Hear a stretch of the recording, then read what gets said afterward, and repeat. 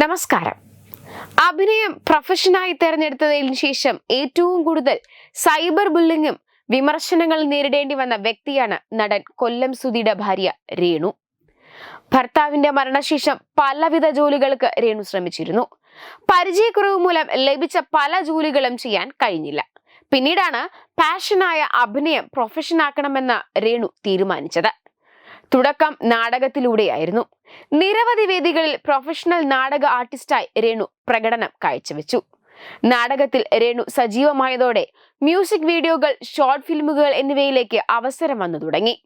ഇപ്പോൾ സിനിമകളിലേക്കും രേണുവിന് നിരവധി അവസരം ഇങ്ങനെ ലഭിക്കുന്നുണ്ട്. അഭിനയത്തിന് പുറമെ മോഡലിംഗ്, ഉദ്ഘാടനങ്ങൾ എന്നിവയുമായും രേണു സജീവമാണ്. ഇപ്പോഴിതാ ചുംബന രംഗങ്ങളിൽ അഭിനയിക്കുമോ എന്ന ചോദ്യത്തിന് രേണു നൽകിയ മറുപടിയാണ് വൈറലാകുന്നത്.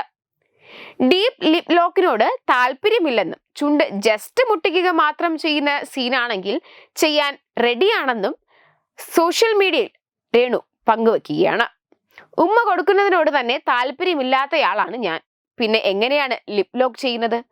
അങ്ങനെ ഒരു സീൻ വന്നാലും ലിപ് ലോക്ക് ചെയ്യാൻ താല്പര്യമില്ല. ജസ്റ്റ് ഒരു ഉമ്മ, അതായത് ചുണ്ട് മുട്ടിക്കുക മാത്രം ചെയ്യുന്ന സീനാണെങ്കിൽ ഞാൻ ചെയ്യാൻ റെഡിയാണ്. പക്ഷെ ഡീപ് ലിപ് ലോക്കിനോട് താല്പര്യമില്ല. ഇനിയിപ്പോൾ മുന്നോട്ട് പോകുമ്പോൾ നായകന്റെ ചുണ്ടിൽ ജസ്റ്റ് മുട്ടിക്കുക മാത്രം ചെയ്താൽ ഞാൻ ചിലപ്പോൾ ഒന്ന് നോക്കും. ഒരു സിനിമയിൽ അങ്ങനെ ഒരു സീനുണ്ട്, അത് ഞാൻ കണ്ടിട്ടുമുണ്ട്.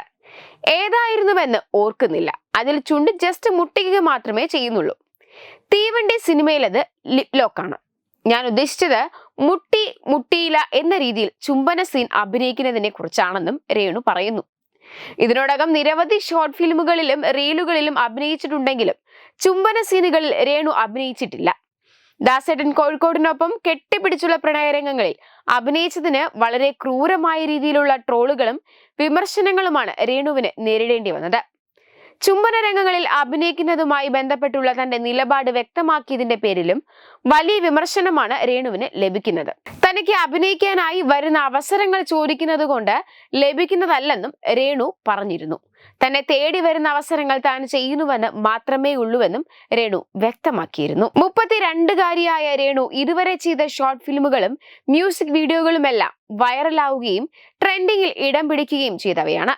അഭിനയം തനിക്ക് ഒരു വരുമാന മാർഗം മാത്രമാണെന്നും അതിന് വേറൊരു മാനം നൽകി വളച്ചൊടിക്കരുതെന്നും തന്നെ വിമർശിക്കുന്നവരോട് രേണു പറഞ്ഞിരുന്നു.